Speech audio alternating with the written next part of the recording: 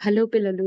ఈరోజు కూడా నేను ఒక కొత్త కథతో మీ ముందుకొచ్చేసాను. మరి ఈరోజు కథ ఏంటో చూద్దామా? మనకి శ్రీకృష్ణదేవరాయలు తెలుసు కదా! విజయనగర సామ్రాజ్యాన్ని పరిపాలించిన ఆయన.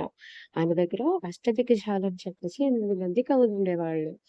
ఒకసారి ఏమైందంటే రాజుగారు సభలో కొలువుతీరనంగా ఆయన దగ్గరికి ఒక వ్యాపారవేత్త ఒక చిలకని తీసుకొని వస్తాడు. ఆ చిలకని తీసుకొని రాజుగారి దగ్గరికి, "ఈ చిలకకి చాలా భాషలొచ్చు. ఏ భాషలో అయినా మాట్లాడిద్ది. కాకపోతే మీరు దానికి ఒక కోడ్ ఉండిద్ది. ఆ కోడ్ చెప్తేనే అది మాట్లాడిద్ది. దీన్ని ఎవరైతే ఛేదిస్తారో వాళ్ళకి ఈ చిలకనే నేను కూడా బహుమతులు కూడా ఇస్తాను" అని చెప్పేసి చెప్తాడు.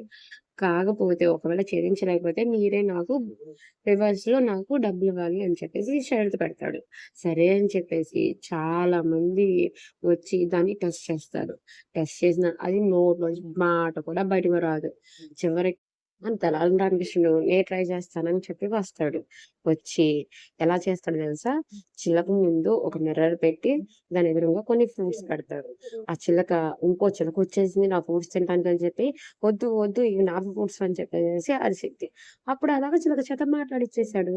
ఇంకేముంది మన తెనాలి రామకృష్ణుడు గెలిచాడు. ఇప్పుడు అక్కడున్న ప్రజలందరూ క్లాప్స్ కొడతారు.